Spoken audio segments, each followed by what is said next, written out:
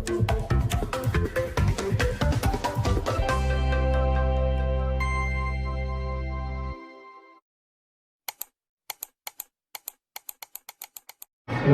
warahmatullahi wabarakatuh.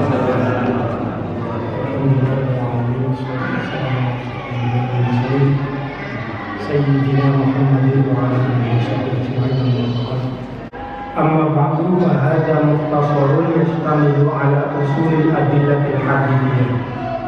Amma ba'du, fa hadha kitab mukhtasarun kitab ringkesan yashtamilu ala usulil adillati ingatase dasar dalil al-hadith yang tidak masa hadis lil ahkami dan hukum asy-syar'iyyah kan syarat. Amma ba'du fa hadha mukhtasarun yastamilu ala usulil adillatil hadithiyah. Setelah pengarang kitab ini membaca alhamdulillah, bismillah, alhamdulillah, sholawat dan salam kepada junjungan Nabi besar kita Muhammad sallallahu alaihi wasallam, dan juga disampaikan kepada keluarganya, sahabat-sahabatnya, dan orang-orang yang mengikuti baik setelah para sahabat sampai pada hari ini. Kemudian mu'allif atau pengarang kitab ini menjelaskan tentang kitabnya sendiri. Fahadha mukhtasarun. Kitab ini merupakan kitab ringkasan, kitab yang sangat ringkas, mukhtasar, yastamilu ala usulil adillati al-hadithiyah, yang di dalamnya menjelaskan, di dalamnya mencakup terhadap dasar dalil-dalil berupa hadis lil ahkam syar'iyyah, bagi hukum-hukum syarak. Jadi para ulama-ulama fikih, misalnya terkait soal ubudiyah, muamalah, jinayah, dan lain sebagainya, itu salah satu sumber hukumnya, dalil hukumnya, argumentasi teksnya, alasan teksnya itu selain Al-Quran adalah hadis. Nah, hadis-hadis yang terangkum di dalam kitab ini itu adalah hadis-hadis yang biasa digunakan oleh para ulama untuk menjadi argumentasi teks, sebagai alasan teks kenapa ini haram, kenapa ini boleh, kenapa ini tidak boleh, kenapa itu bisa batal, dan seterusnya. Kitab ini mencakup atau membuat terhadap hadis-hadis yang terkait dengan hukum-hukum syarak. Karena hadis itu bukan hanya terkait dengan al-ahkam syar'iyyah saja, tetapi juga hadis sebagaimana Al-Quran, nanti ada al-qisas tentang sebuah riwayat kisah misalnya, atau juga terkait dengan misalnya al-adab atau tata krama, menjelaskan tentang etika, akhlakul karimah, dan bahkan itu yang paling banyaknya tentang akhlakul karimah. Karena kanjeng Nabi sendiri diutus bukan untuk melakukan perubahan yang paling fundamental, tetapi adalah liutammima makarimal akhlak, untuk menyempurnakan terhadap akhlak. Karena pada waktu dulu ketika Rasulullah diutus, akhlak masyarakat itu tidak benar, artinya kacau balau. Orang sudah beragama, ketika Rasulullah turun itu orang sudah beragama. Ada yang para pendeta-pendeta, para ulama-ulama yang masih memegang teguh prinsip tauhid misalnya. Nah, itu masih banyak sekali, tapi juga lebih banyak orang-orang yang beragama tetapi tidak pernah menampilkan nilai-nilai keberagamaannya. Bahkan misalnya bayi perempuan dibunuh dan seterusnya, itu terjauh dari penampilan akhlakul karimah. Maka Rasulullah diutus, salah satu misi utamanya adalah diutammima makarimal akhlak, untuk menyempurnakan akhlak. Nah, hadis ini di dalam kitab ini, hadis-hadis yang dimuat adalah hadis-hadis yang aja terkait dengan al-ahkam syar'iyyah, yang terkait dengan hukum-hukum syarat saja. Yang nanti kita akan bisa lihat bagaimana posisinya misalnya dalam persoalan tertentu, kemudian mengambil hadis ini sebagai dalil argumentasinya. Harratuhu tahriran balighan. Harratuhu uraya penjelasan sapa ingsun, tahriran kelawan urayan, kelawan penjelasan balighan kang mendalam. liyasbiro supaya bisa sabar sapa man yahfaduhu kan ngapalaken sapa man ing kitab min baini aqralihi ing dalam antara kula bature kawane man na'ian kang jenis harratu tahriran balikon. Mu'allif kitab ini menjelaskan atau menguraikan hadis-hadisnya dengan uraian yang sangat gamblang, uraian yang sangat jelas. Jadi nggak berbelit-belit, nggak kakek komentar dan lain sebagainya, tapi langsung fokus. Tahriran balikon itu maksudnya.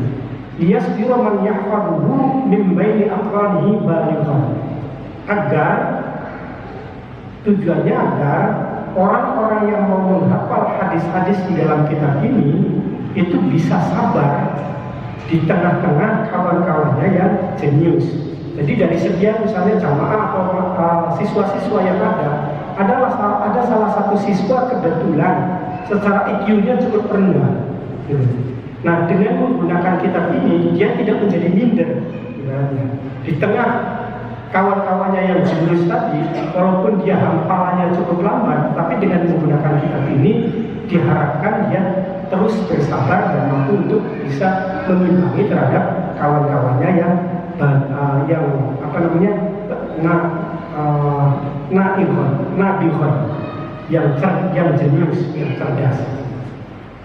Wa yasta'inu bihi at-talibu al-muqtadi, dan bisa dijadikan sebagai alat pembantu bagi orang-orang pelajar yang muqtadi, pemula. Jadi seorang pelajar pemula itu bisa menggunakan kitab ini. Sangat mudah dan sangat gampang untuk dicerna. Wala yastaghni anhu ar-raghibu al-muntahi, dan orang-orang yang sudah berpengetahuan luas tentang hadis itu juga tidak menganggap atau masih tetap membutuhkan terhadap kitab ini. Itu keren. Mu'allif atau pengarang kitab ini mencoba untuk menyuguhkan terhadap 3 model pelajar yang berkebutuhan berbeda. Satu, orang yang memerlukan kesabaran dalam memperdalami ilmu hadis. Yang kedua, untuk dijadikan sebagai bantuan atau wasilah untuk lebih memperdalam. Dan yang ketiga, untuk lebih menukik lagi, lebih radikal lagi tentang pemahaman hadis. Sehingga orang-orang yang merasa sudah paham betul, sudah menguasai betul tentang hadis, itu tetap saja mereka akan menggunakan kitab ini sebagai rujukannya. Anda mengatakan itu dari mana? Referensi saya yang akan saya gunakan adalah salah satu hadis yang diriwayatkan atau yang disebutkan, yang ditulis di dalam kitab Bulughul Maram misalnya.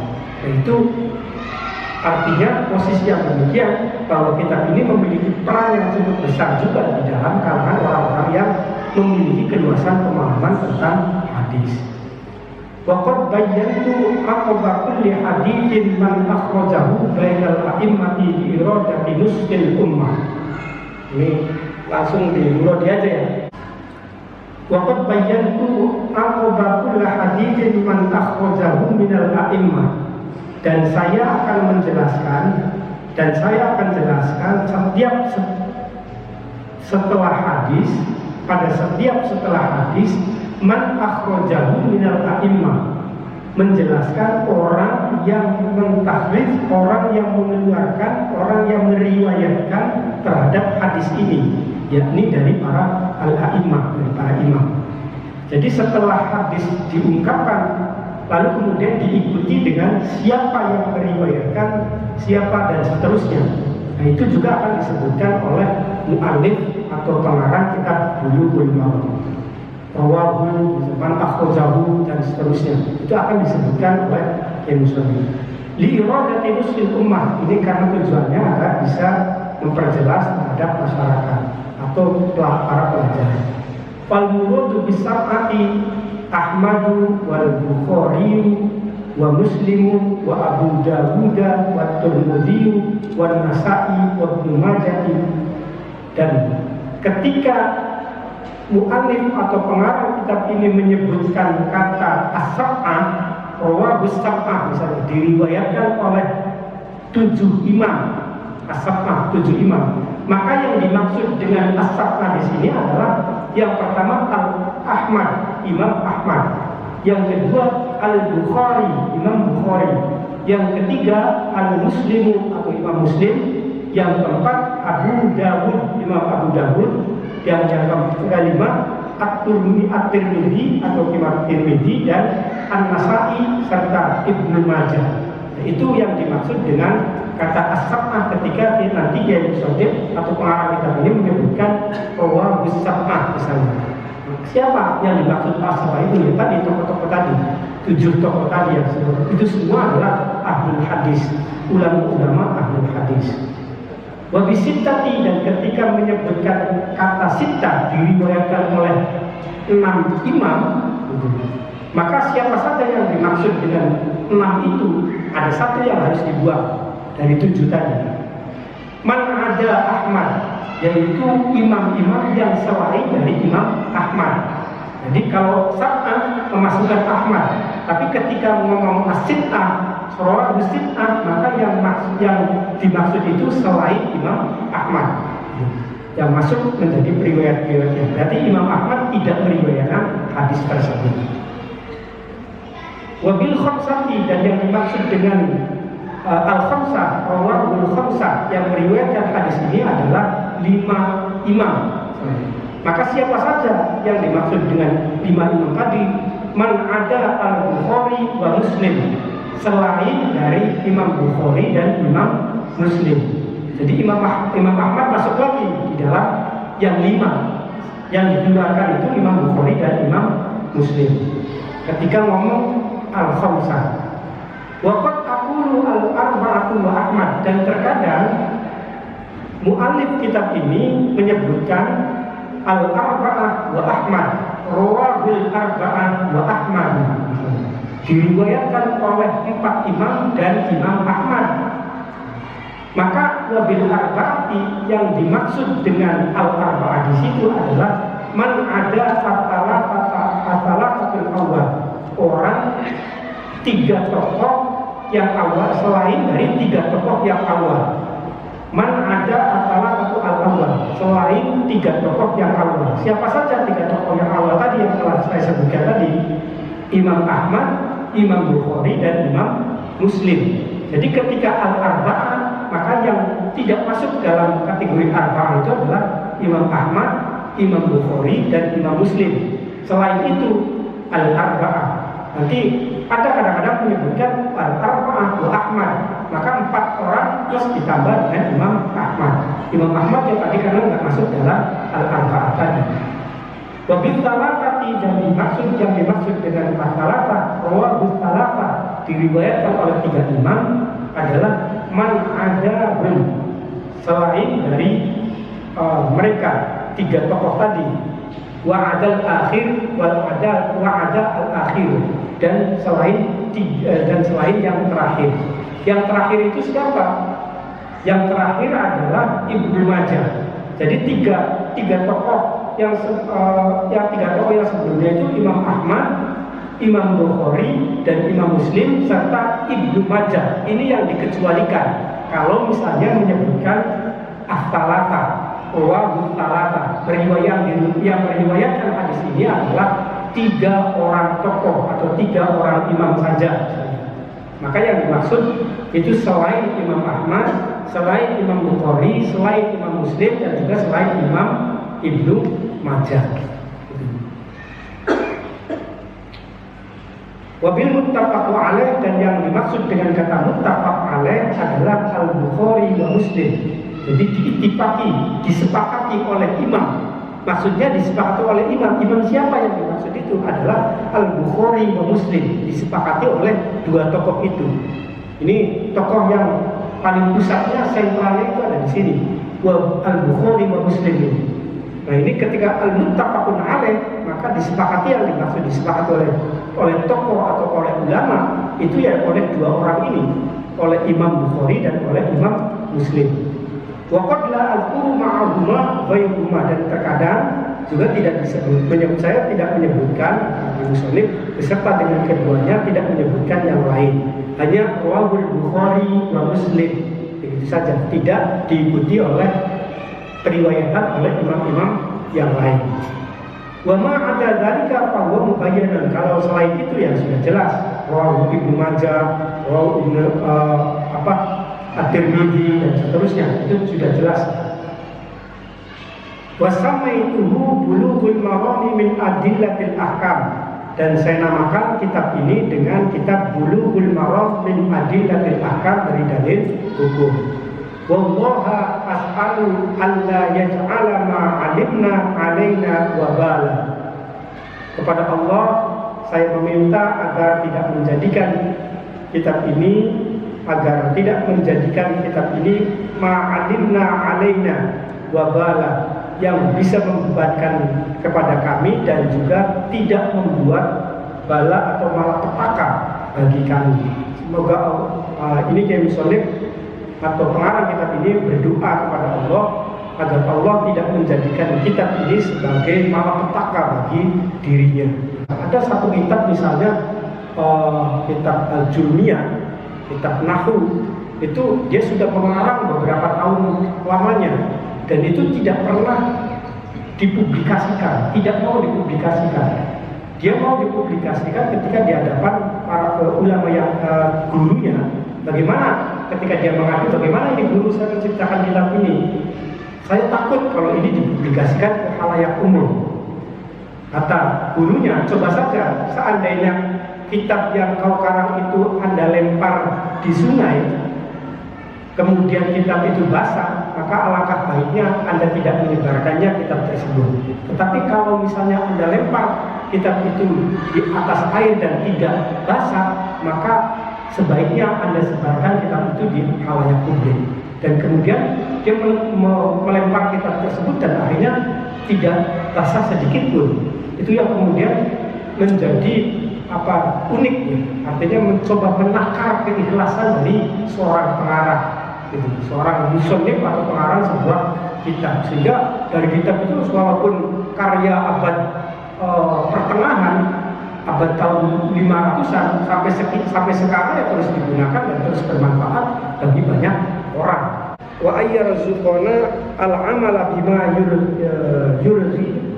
yurdihi subhanahu wa ta'ala, dan semoga Allah memberikan rizki kepada kita sebuah amal yang diridhoi oleh Allah subhanahu wa ta'ala. Amin ya rabbal alamin. Kitabut Thaharah. Sekarang masuk pada bab pertama, Kitabut Thaharah. Al-awwal babul niyah. Yang pertama adalah babul niyah, bab tentang air. Hadisul awal an Abi Hurairah radhiyallahu anhu qala Rasulullah sallallahu alaihi wasallam fil bahri wa at-tahuru ma'uhu al-hillu maitatuhu akhrajahu al-arba'atu. Siapa yang dimaksud al-arba'ah tadi ya? Bisa dilihat. Akhrajahu al-arba'atu wa ibnu Abi Syaibah wa lafdhu lahu wa sahhahahu Ibnu Huzaimah wa Tirmidzi au rawahu Malik wa Syafi'i wa Ahmad. Hadis yang pertama dari Abi Hurairah radhiyallahu anhu. Qala Rasulullah, Abi Hurairah pernah ngomong begini. Qala Rasulullah sallallahu alaihi wasallam, bahwa Rasulullah sallallahu alaihi wasallam itu pernah berbicara, pernah dawuh begini, kata Abu Hurairah. Apa itu dawuhnya?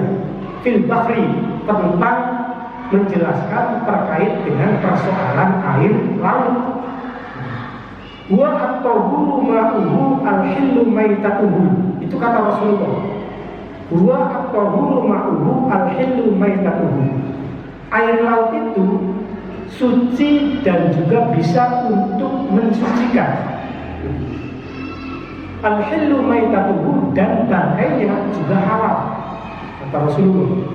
Walafdu lahu, dan redaksinya, tulisan buat tahuru ma'uhu al-hillu maitatuhu itu diambil dari Ibnu Syaibah. Karena nanti teksnya macam-macam. Ya yang namanya saja orang ketika di sini misalnya banyak orang, kemudian Rasulullah ngomong, wa tahuru ma'hu al-hilmu maitatuhu. Rasulullah yang ngomongin menjelaskan tentang air laut. Setelah itu jamaah pulang kembali, para sahabat kembali ke rumahnya menceritakan kepada orang yang tidak hadir dalam itu. Ngomongnya macam-macam, ada yang kadang-kadang teksnya seperti ini, ada yang ya sudah kadang menurutnya saja, kadang-kadang substansinya seperti apa itu yang digunakan, ada yang ngomongnya itu persis banget apa yang dikatakan oleh Rasulullah misalnya. Itu macam-macam. Jadi, nah di sini teksnya yang didapatkan itu dari Ibnu Syaibah. Ibnu Syaibah menggunakan teksnya adalah wa tahuru ma'hu al-hillu maitatuhu. Ini hadis omongannya beda tapi substansinya sama. Ada yang begitu juga. Ada yang bahasanya teksnya lain dengan menggunakan bahasa yang lain, kemudian teks satunya menggunakan ini dengan istilah bahasa yang maknanya sama misalnya, itu juga ada.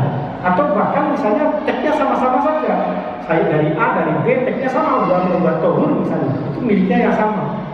Yang paling banyak itu yang kemudian oleh salah satu imam dikatakan sebagai hadis yang sahihnya misalnya, yang lainnya kadang-kadang dianggap sebagai doif dan seterusnya. Itu bisa, itu cara menilai sebuah hadis namanya. Maka jangan heran ketika di dalam hukum fikih pasti terjadi perbedaan-perbedaan. Maka dari dulu para ulama tentang perbedaan yang biasa-biasa saja, nggak seperti orang-orang sekarang ketika berbeda pendapat gelagapan, langsung ngamuk-ngamuk misalnya, langsung begini-begini misalnya, lalu justice sebagai orang yang salah misalnya, yang tidak sesuai dengan ajaran Rasulullah. Padahal nggak begitu. Ini macam-macam. Kalau dalam dunia fikih pasti akan berbeda. Hadis ini itu dijadikan sebagai dalil tentang diperbolehkannya air laut untuk digunakan sebagai alat bersuci, untuk wudu, untuk junub misalnya, untuk menghilangkan hadas besar, untuk menghilangkan hadas kecil. Nah itu diperbolehkan. Apa dalilnya? Bahwa kita misalnya berwudu dengan menggunakan air laut, bagaimana halnya? Sah atau tidak itu hukumnya? Atas dalil inilah para ulama fikih mengatakan bahwa sah menggunakan air laut, wudu dengan menggunakan air laut. Karena kata Nabi, wa at-tahuru ma'hu al-hillu maitatuhu. Airnya itu adalah suci plus mensucikan. Gitu. Ada lagi soal misalnya bagaimana tentang bangkai itu, halal atau haram? Bangkai itu pada hakikatnya haram. Yang namanya bangkai gak ada nyawanya, harus disembelih dulu. Tapi ini bagaimana dengan bangkai laut? Boleh, kata para ulama. Loh, dari mana Anda dalilnya? Dari mana Anda argumentasinya? Apa alasannya itu? Terutama alasan teksnya, baik dari Al-Quran maupun hadis. Ini salah satunya yang diambil oleh para ulama. Jadi dalilnya ya ini al-hillu maitatuhu, bahwa bangkainya laut itu ya halal. Ikan makanya ketika mati ya sudah, tinggal digoreng saja.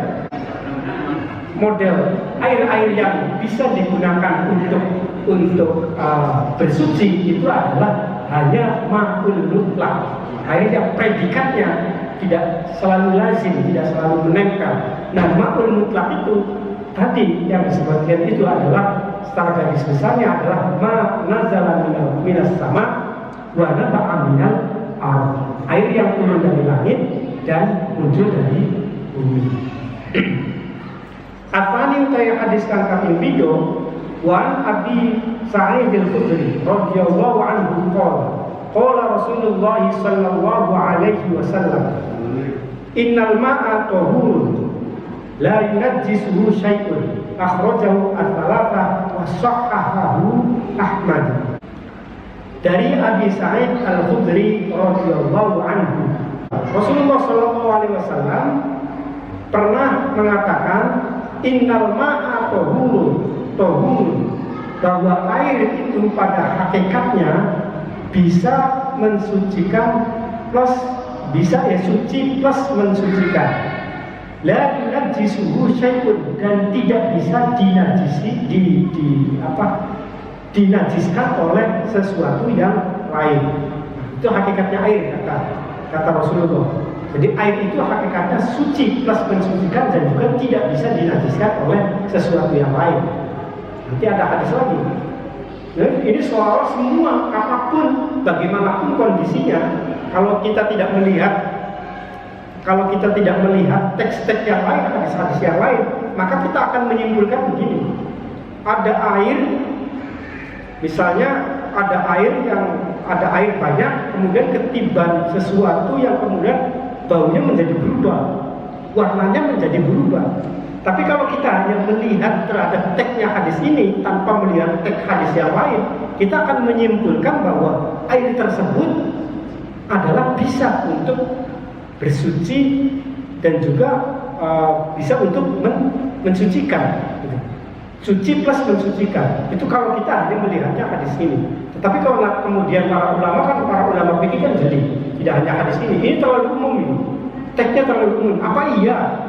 La yunajjisuhu syai'un, bahwa air ini tidak bisa dinajiskan oleh sesuatu. Pada faktanya ada sesuatu yang ghalaba, misalnya yang bisa merubah terhadap warnanya, rasanya, dan seterusnya. Misalnya. Itu faktanya seperti itu. Tapi Kanjeng Nabi Rasulullah ngomongnya begini. Ini yang kemudian bahwa hadis ini kemudian akan ditaksis, gitu. Dipersempit lagi kalau dalam usul fikihnya itu. Oh ternyata kalau posisinya seperti ini menggunakan hadis ini harus digunakan hadis yang lain.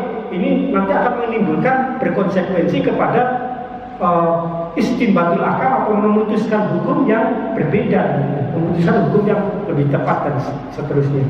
Jadi nggak sembarang, istinbatul ahkam itu nggak sembarang.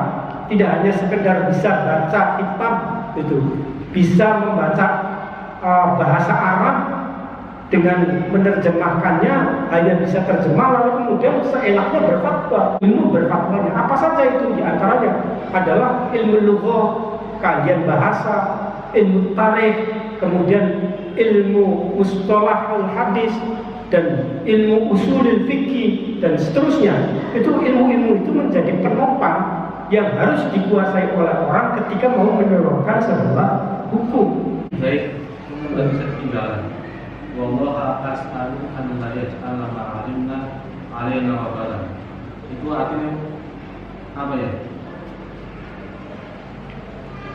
Jadi wallahu alam ing Gusti Allah, maknanya wallahu alam ing Gusti Allah as'alu nyuwun sapa ingsun alla yaj'ala ing nyenta ora dadiaken sapa Allah ma ing perkara alimna kang ngajaraken sapa Allah ing kita wabalan ing dadiaken wabalan ing blai atau ing petaka.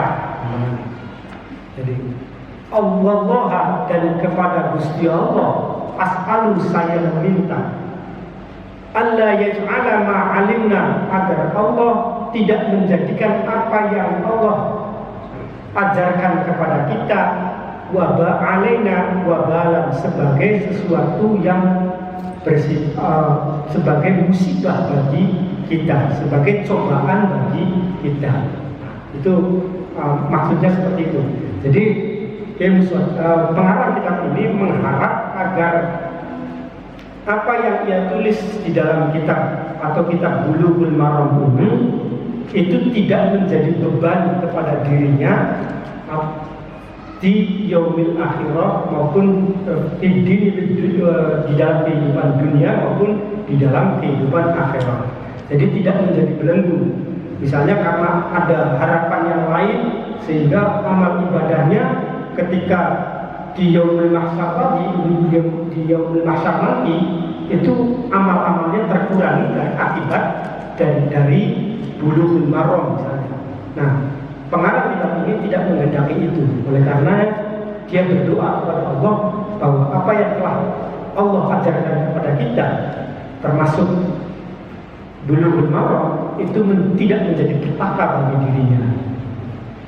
Wa ayyarzuqona lan yenta paring rizki sapa Allah al amala ing amal bima kelawan perkara yurdihi kang ridhoi sapa Allah ing ma yurdihi kang ridhoi ing ma sapa subhanahu Gusti Allah kama suci wa ta'ala lan maha luhur.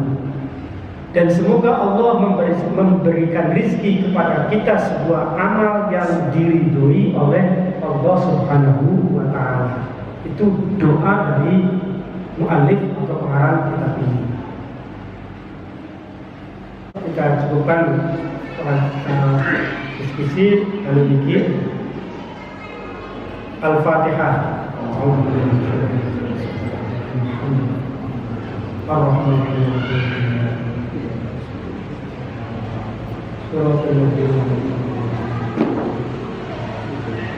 Assalamualaikum warahmatullahi wabarakatuh.